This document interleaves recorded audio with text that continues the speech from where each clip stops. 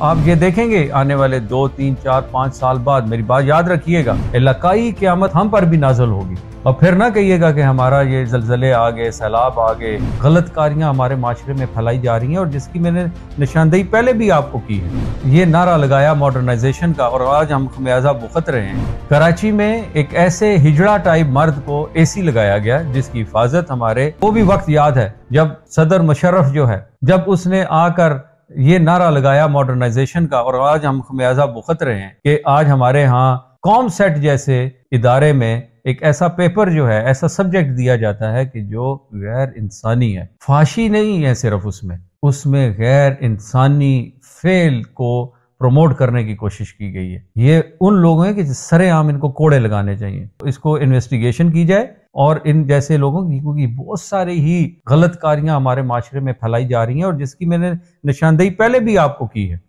کراچی میں ایک ایسے ہجڑا ٹائپ مرد کو اے سی لگایا گیا جس کی حفاظت ہمارے نوجوان جو ہے فوجی، رینجرز اور پولیس کے کمانڈوز کرتے ہیں۔ ان کو آپ یہ دیکھیں گے آنے والے 2 3 4 5 سال بعد، میری بات یاد رکھیے گا کہ آپ کے بہت سارے فورسز میں ہمارے یہ اس طرح کے ہجڑے ٹائپ جو لوگ ہیں وہ آئیں گے، حکمرانی کریں گے۔ آج ہماری قوم کو چیلنجز ہیں، اس میں سے سب سے بڑا چیلنج یہ ہے کہ نہ صرف ہمیں IMF اور ورلڈ بینک کی غلامی سے نجات کی جنگ لڑنی ہے، ان لوگوں کا بھی مقابلہ کرنا ہے جو کہ ان کا ساتھ دے رہے ہیں۔ ہم کوئی یہاں پر یہ اپنی نسلوں کی اگر جنگ نہ لڑی تو صدیوں ہماری آنے والی نسلیں جو ہیں اس کا خمیازہ بھگتیں گی۔